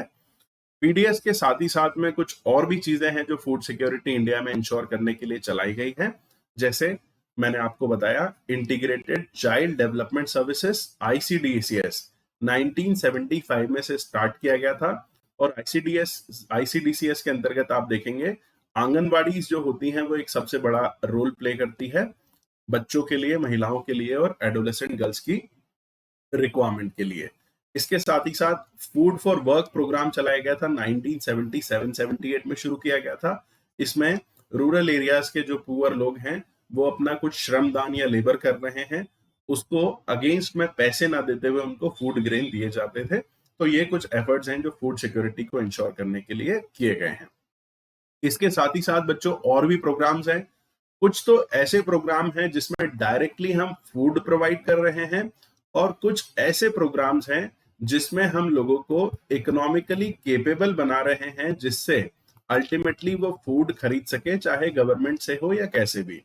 डायरेक्टली जो फूड प्रोवाइड करते हैं उसके एग्जाम्पल जैसे आपको मैंने बताया फूड फॉर वर्क, ऐसा ही आपका पीडीएस है, ऐसा ही आपका मिड डे मील, मध्याह्न भोजन होता है, जिसमें स्कूल में बच्चों को एक समय का भोजन दे रहे हैं।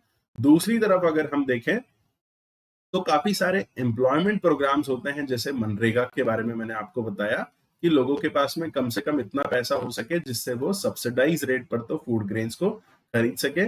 इन प्रोग्राम्स के थ्रू लोगों की इनकम को इंक्रीज करने की कोशिश की जाती है, और इस इनकम के थ्रू वो अपनी खुद की फूड रिक्वायरमेंट्स को मीट कर सकते हैं, इकोनॉमिकली कैपेबल हो सकते हैं कि वो फूड रिक्वायरमेंट्स खुद की और फैमिली की पूरी कर सके। अब बच्चों एक बहुत इंपॉर्टेंट स्टेप जो लिया गया है वो नेशनल फूड सिक्योरिटी एक्ट 2013 है। बहुत बड़े लेवल पर इसका कवरेज है, पूरी दुनिया में सबसे बड़ा एक फूड सिक्योरिटी का प्रोग्राम है ये। इसके अंतर्गत इंडिया के रूरल इंडिया की 75% पॉपुलेशन को कवर किया गया है, और अर्बन एरिया की 50% पॉपुलेशन को कवर किया गया है। फूड सिक्योरिटी के लिए ये हाउस होल्ड्स एलिजिबल होंगे। करीब करीब 1.5 लाख करोड़ रुपीस का हर साल फूड ग्रेन्स पर या सब्सिडी के थ्रू गवर्नमेंट खर्च करती है इस एक्ट को इम्प्लीमेंट करने के लिए। साथ ही साथ जैसे मैंने आपको बताया कि प्रधानमंत्री मातृवंदन योजना को इसमें मिला दिया गया है, जिसके अंतर्गत प्रेग्नेंट वुमेन या लैक्टेटिंग वुमेन जो है उनको 5,000 रुपए की नकदी सहायता मिल रही है, जिससे वो अपनी एडिशनल न्यूट्रिशनल रिक्वायरमेंट पूरी कर सके। और साथ ही साथ में बच्चों के लिए भी यहाँ पर प्रोटीन एंड अदर रिक्वायरमेंट्स का ख्याल रखने की कोशिश की गई है। आपको सभी को एक बार नेशनल फूड सिक्योरिटी एक्ट 2013 के इंपॉर्टेंट फीचर्स क्या हैं ये पढ़ लेना चाहिए। आगे आने वाले चैप्टर्स में हो सकता है हम इनके बारे में भी डिस्कस करेंगे। चलिए, अब एक बार बात करते हैं बच्चों पीडीएस जो काफी समय से एक चले आने वाला सिस्टम है, उसका करंट स्टेटस क्या है, और साथ ही साथ इससे संबंधित दूसरी स्कीम्स और साथ में प्रॉब्लम्स क्या आती हैं या फिर नेगेटिव क्या है, वो भी हम पढ़ने की कोशिश करेंगे। अब बच्चों, पीडीएस गवर्नमेंट ऑफ इंडिया के द्वारा चलाया जाता है फूड सिक्योरिटी को इंश्योर करने के लिए। जब पीडीएस को शुरू किया गया था तो इसका कवरेज यूनिवर्सल था। इसका मतलब चाहे अमीर हो या गरीब हो, पुअर नॉन पुअर सभी के लिए इंक्लूड किया गया कि फूड सिक्योरिटी सभी के लिए होगी। लेकिन बाद में 1992 में रिवैम्प्ड पब्लिक डिस्ट्रीब्यूशन सिस्टम आरपीडीएस लाया गया था, जिसमें हमारी कंट्री के कुछ 1700 ब्लॉक्स या विकास खंड जो होते हैं, जनपदें जो होती हैं, उन्हें आइडेंटिफाई किया गया था और पीडीएस के बेनिफिट्स रिमोटेस्ट और बैकवर्ड एरियाज जो हैं, सबसे पिछड़े एरियाज, वहां तक पहुंचाने की कोशिश की गई थी। जून 1997 से अगर हम देखें तो हमें रियलाइज हुआ कि यार जो पीडीएस या फिर आरपीडीएस है, इसमें काफी सारा वेस्टेज होता है। जो सबसे ज्यादा जरूरतमंद लोग हैं उन तक अनाज गवर्नमेंट नहीं पहुंचा रही है, और कुछ ऐसे लोग हैं जो शायद डिजर्व नहीं करते हैं लेकिन फिर भी वो पीडीएस का फायदा उठा रहे हैं। इसका मतलब गवर्नमेंट के रिसोर्सेस वेस्ट हो रहे हैं। तो इसीलिए जून 1997 से targeted public distribution system TPDS का हमने इसे नाम दिया है, जिसमें पूरे भारत से सारे के सारे पुअर लोग जो सारे एरियाज में रह रहे हैं उनको टारगेट करने की कोशिश की गई है। वो मेन टारगेट बनाए गए हैं योजना के बेनिफिट देने के लिए। और इसके साथ ही साथ में अगर आप देखेंगे तो ईयर 2000 में अंत्योदय अन्न योजना शुरू की गई। इसके साथ ही साथ अन्नपूर्णा स्कीम भी शुरू की गई, जिसमें स्पेशल टारगेट ग्रुप था। अंत्योदय अन्न योजना के अंतर्गत पुअरेस्ट ऑफ द पुअर जो हैं वो टारगेट ग्रुप है, और अन्नपूर्णा स्कीम के अंतर्गत जो ओल्ड एज पीपल हैं, जो खुद की इनकम सिक्योरिटी नहीं इंश्योर कर पाते हैं, उनके लिए हमने एडिशनल फूड प्रोवाइड करने की कोशिश की गई है, और टारगेटेड तरीके से इनकी रिक्वायरमेंट पर हम फोकस कर रहे हैं। अब पीडीएस के अंतर्गत जो इतनी सारी चीजें आ रही है, पहले हमने पीडीएस नाम देखा 1992 तक, उसके बाद इसे आरपीडीएस किया गया, बाद में इसे टारगेटेड पब्लिक डिस्ट्रीब्यूशन सिस्टम किया गया, एडिशनली अंत्योदय अन्न योजना है, अन्नपूर्णा स्कीम है, और नेशनल फूड सिक्योरिटी स्टेटस है। तो इनके बारे में कुछ ब्रीफ कैरेक्टरिस्टिक्स हम देख लेते हैं। ये बहुत इंपॉर्टेंट है, इस डेटा को आप याद रखने की कोशिश कीजिएगा।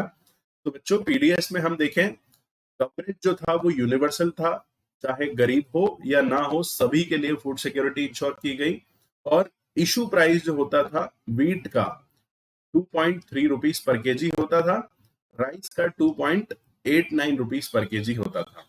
आरपीडीएस केवल और केवल, जैसे मैंने आपको बताया, बैकवर्ड ब्लॉक्स 1700 ब्लॉक्स हमने आइडेंटिफाई किए थे। इनको 20 केजी ऑफ फूड ग्रेन पर पर्सन दिया जाता था यहाँ पर। इसके अगर हम देखें तो वीट का जो प्राइस होता था 2.80 रुपी और राइस 3.77 रुपी। फिर बात करेंगे टीपीडीएस की। इसमें poor, non poor, BPL, APL सभी को रखा गया। जो सारे रीजन्स में, सभी कैटेगरीज में पुअर लोग हैं, उन सभी को टारगेट बनाया गया। इसमें पर फैमिली हमने 35 केजी ऑफ फूड ग्रेन की बात की है। बीपीएल के लिए वीट होता था 2 रुपीज पर केजी और राइस होता था 3 रुपी पर केजी।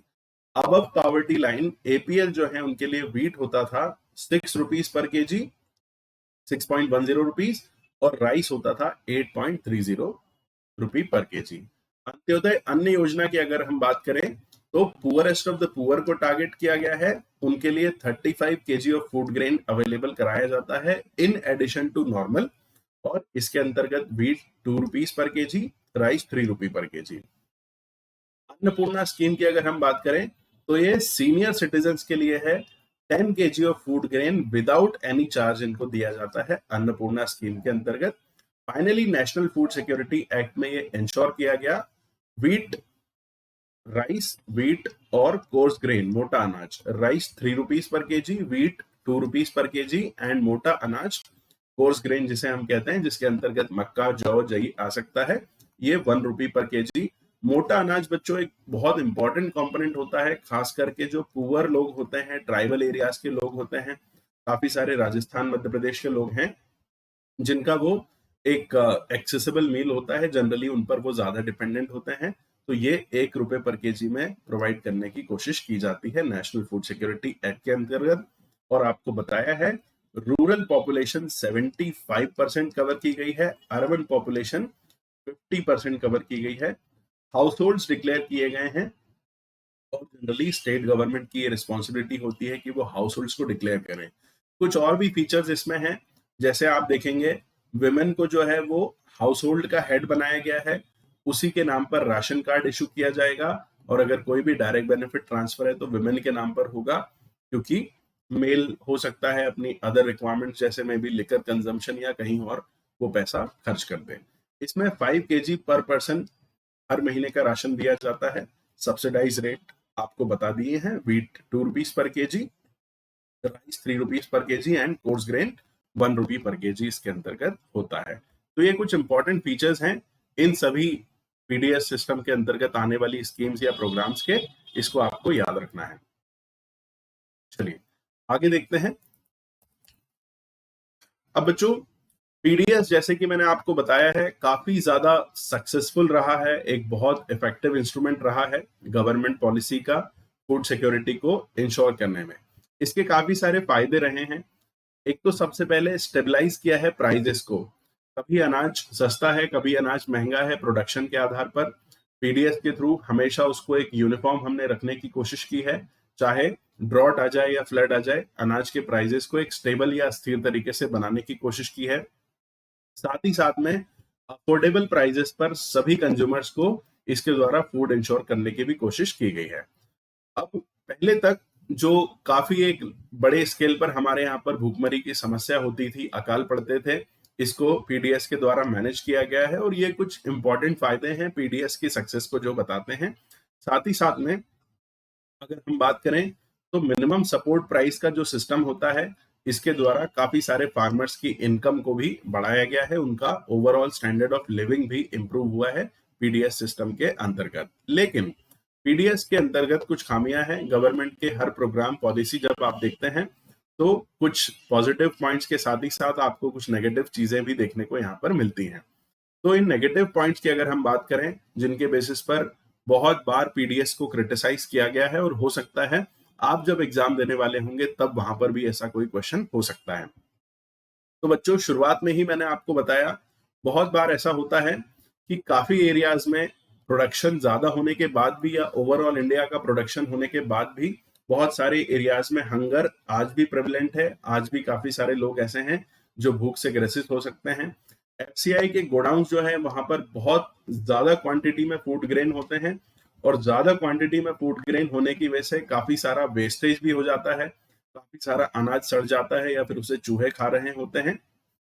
कभी कभी प्रोडक्शन ज्यादा होने की वजह से प्रॉपर टाइम पर अगर एफसीआई उसे प्रोक्योर नहीं कर पा रहा है या फिर मंडीज का मैनेजमेंट अच्छे से नहीं है तो उस केस में भी बहुत सारा अनाज ऐसा है जो खराब हो जाता है। चलिए आगे देखने की कोशिश करते हैं बच्चों, इसके साथ में और क्या नेगेटिव पॉइंट्स हैं जो पीडीएस से एसोसिएटेड हैं। अगर हम बात करें तो एक ऐसा जनरल कंसेंसस भी है कि जितना ज्यादा बफर स्टॉक किया जा रहा है एफसीआई के द्वारा उतना ही ज्यादा वेस्टेज भी हो जाता है। क्यों? क्योंकि अगर एक बहुत बड़ी क्वांटिटी में आपने ग्रेन्स को रख रखा है, ग्रेन्स एक समय बाद उनकी क्वालिटी उतनी अच्छी नहीं रहेगी, वो खत्म हो जाएंगे। स्टोरेज अगर ठीक से नहीं किया गया तो फिर अनाज के सड़ने की चांसेस रहती है, क्वालिटी का वेस्टेज हो जाता है, साथ ही साथ में एक बहुत बड़ा ऐसा क्वांटिटी ऑफ फूड ग्रेन हो सकता है जो खाने लायक ना रहे और जिसे फेंकना पड़ता है, जिसको डिस्पोज करना पड़ता है। अपने आप में ये भी प्रॉब्लम एक रही है। साथ ही साथ में एमएसपी पर फसलों की खरीदी की वजह से किसान जो होते हैं इन्होंने अपना ज्यादा से ज्यादा फोकस केवल और केवल उन चीजों के प्रोडक्शन पर ही लगा दिया है जिसपे एमएसपी अनाउंस होता है। इसके अलावा अन्य ऐसी चीजें जो रिक्वायर्ड होती है, खास करके जो कोर्स ग्रेन होता है उस कोर्स ग्रेन पर किसानों का फोकस कम हो गया है और ये coarse grain poorest of the poor लोगों का काफी अफोर्डेबल फूड ग्रेन होता है जिसका प्रोडक्शन कम होने की वजह से भी प्रॉब्लम आती है। साथ ही साथ में अगर हम लैंड का यूटिलाइजेशन देखें तो वो कोर्स ग्रेन और अदर नेसेसिटी की चीजें जो है उनसे डाइवर्ट होकर केवल और केवल राइस एंड व्हीट पर ज्यादा हो रहा है। अब कुछ समय से गवर्नमेंट डिफरेंट प्रोग्राम्स चला रही है जिससे और भी ज्यादा कमर्शियल क्रॉप्स को टारगेट किया जा सके। साथ ही साथ में बच्चों आप देखते हो एमएसपी के लालच की वजह से किसान काफी ज्यादा इनपुट्स लगाते हैं मॉडर्न फार्मिंग के लिए। इससे लैंड का डिटोरेशन भी होता है, इनपुट्स की भी रिक्वायरमेंट होती है, वाटर का काफी ज्यादा वेस्टेज होता है, स्पेशली अगर हम राइस के प्रोडक्शन की बात करें उसमें। और अल्टीमेटली ये सब चीजें जो है फर्टिलाइजर्स या इंसेक्टिसाइड्स पेस्टिसाइड्स का ज्यादा यूज करना, वाटर को ज्यादा वेस्ट करना, अल्टीमेटली ये एनवायरमेंट को नेगेटिव तरीके से हार्म करता है। तो फूड सिक्योरिटी तो हमने इंश्योर की है, लेकिन उससे एक लेवल आगे बढ़कर फूड सिक्योरिटी इंश्योर करने में अगर हम जरूरत से ज्यादा ही बफर स्टॉक कर रहे हैं या फिर अगर एमएसपी के इंसेंटिव से किसान ज्यादा ही अट्रैक्ट हो रहे हैं, तो आप जानते हैं कि किसी भी चीज में एक्सेस जो होती है, ज्यादापन जो होता है वो नेगेटिव होता है और अल्टीमेटली ये भी हमारे एनवायरमेंट के लिए ओवरऑल तरीके से नेगेटिव बनकर आता है। दूसरी तरफ हम बात करेंगे बच्चों सब्सिडी के बारे में। सब्सिडी क्या होती है? अब याद रखिए, अभी अभी मैंने आपको बताने की कोशिश की है सब्सिडी क्या है। सब्सिडी गवर्नमेंट की तरफ से एडिशनल मॉनेटरी रिलैक्सेशन है जो दिया जाता है। सब्सिडी प्रोडक्शन पर भी हो सकती है, साथ ही साथ में सब्सिडी प्रोडक्ट पर भी हो सकती है। दो अलग अलग चीजें हैं, याद रखिएगा। प्रोडक्शन पर सब्सिडी कैसे होती है?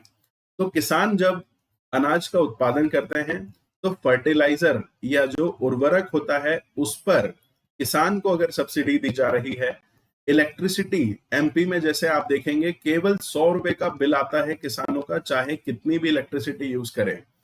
अब फर्टिलाइजर किसी कंपनी ने बनाया है, अगर उदाहरण के लिए फर्टिलाइजर 2000 रुपए का बना है तो कंपनी तो 2000 ही लेगी, फार्मर से 1000 रुपए लिए जाएंगे, 1000 किसके द्वारा? गवर्नमेंट ऑफ इंडिया के द्वारा दिए जाएंगे।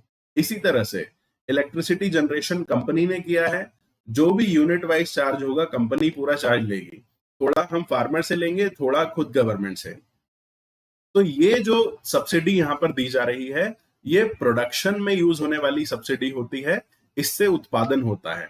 दूसरी तरफ प्रोडक्शन हो जाने के बाद में जब राशन दुकानों से अनाज खरीदा जाता है, अगर वहां पर 2 रुपए पर केजी में वीट खरीदा जा रहा है, कंज्यूमर केवल 2 रुपए दे रहा है, 18 रुपए जैसे मैंने आपको बताया एफसीआई या गवर्नमेंट ऑफ इंडिया दे रही है, तो ये वो सब्सिडी है जो प्रोडक्ट पे सब्सिडी है। ये तो मैंने आपको फार्मिंग का एग्जांपल दिया है। इसके साथ ही साथ आप काफी और भी इंडस्ट्रीज के बारे में देख सकते हैं। आप जैसे हम बात करें इलेक्ट्रॉनिक व्हीकल या हाइब्रिड व्हीकल जो है, प्रोडक्शन के लिए भी कंपनीज को सब्सिडी दी जा रही है और जब आप व्हीकल परचेज करते हो तब भी आपको वो सब्सिडी मिलती है। तो सब्सिडी प्रोडक्शन या प्रोडक्ट दोनों पर ही हो सकती है, याद रखिएगा। इसके कुछ फायदे हैं। ऐसे ही कमोडिटीज जो काफी महंगी है, लोगों की उनको खरीदने की रीच नहीं होगी, वो हम लोगों को एक्सेसिबल बनाते हैं सब्सिडी के थ्रू। और प्रोडक्शन में इनपुट कॉस्ट को कम करने की कोशिश की जाती है जिससे फार्मर्स या प्रोड्यूसर्स की इनकम ज्यादा से ज्यादा बढ़ सके, कॉम्पिटिटिव प्रोडक्ट वो बना सके। ये सब्सिडी का बेनिफिट होता है। लेकिन जैसे जैसे आप यूपीएससी की प्रिपरेशन में और भी जाएंगे, डब्ल्यूटीओ के इश्यूज जब आप देखेंगे तो सब्सिडी नेगेटिव भी होती है, सब्सिडी के नुकसान भी हैं, इसके काफी ज्यादा वेस्टेज भी होते हैं। उदाहरण के लिए फर्टिलाइजर की अगर हम बात करें तो जो सबसे बड़े बड़े किसान हैं वो ज्यादा फर्टिलाइजर यूज कर रहे हैं, गवर्नमेंट का ज्यादा पैसा उन पर वेस्ट हो रहा है, गरीब किसानों को कुछ नहीं मिल रहा है। ये अपने आप में एक छोटा सा उदाहरण है और सब्सिडी को लेकर ये प्रॉब्लम हर जगह चलते रहती है। इंटरनेशनल लेवल पर कॉन्फ्लिक्ट्स हो सकते हैं, इसके बारे में भी आगे आने वाले चैप्टर्स में हम बात करेंगे। चलिए आगे देखते हैं बच्चों। अब समय समय पर आप देखेंगे कि एमएसपी हर साल डिक्लेयर होते हैं और महंगाई बढ़ने के साथ ही साथ एमएसपी भी गवर्नमेंट के द्वारा बढ़ाया जाता है। एमएसपी के साथ ही साथ में दूसरे और भी कॉस्ट होते हैं, ट्रांसपोर्टेशन या स्टोरेज के कॉस्ट हो सकते हैं, जो अल्टीमेटली हमारी गवर्नमेंट का बर्डन इंक्रीज करते हैं। साथ ही साथ में प्राइस ग्रेन्स का भी प्राइस, जो ग्रेन्स का प्राइस है उसे भी इंक्रीज करना पड़ता है। चलिए इसके साथ पीडीएस के जो डीलर्स होते हैं, राशन दुकान चलाने वाले जो एजेंट्स या डीलर्स होते हैं, वो कभी कभी मैल प्रैक्टिसेस करते हैं। ये पीडीएस के अंतर्गत जो फूड ग्रेन एफसीआई के द्वारा दिया गया है, इसे गरीब लोगों को ना बेचते हुए मार्केट में ज्यादा प्राइस पर बेचने की कोशिश करते हैं, जो अल्टीमेटली गवर्नमेंट की सब्सिडी का वेस्ट होता है। पुअर क्वालिटी के जो ग्रेन्स होते हैं उनको राशन दुकानों पर रख लेते हैं और हाई क्वालिटी के ग्रेन को मार्केट में सप्लाई करते हैं। कभी कभी शॉप्स ओपन कर रहे हैं, कभी शॉप्स ओपन नहीं कर रहे हैं, और एक बड़ी क्वांटिटी में कुछ ऐसे ग्रेन्स हो सकते हैं जो राशन दुकानों पर ही पड़े रहते हैं, क्योंकि उनकी क्वालिटी अच्छी ना होने की वजह से कोई भी उन्हें खरीदता नहीं है। तो ये भी अपने आप में हमें एक नेगेटिव पॉइंट्स के रूप में देखने को मिलता है। आज अगर हम बात करें तो ई गवर्नेंस की बात करें, सोशल ऑडिट की बात करें, बहुत सारी ऐसी चीजें करने की कोशिश की गई है। जीआईएस ट्रैकर या फिर टैगिंग की हम बात कर सकते हैं, जिनके द्वारा राशन दुकानों को और भी इफेक्टिव बनाया जा रहा है।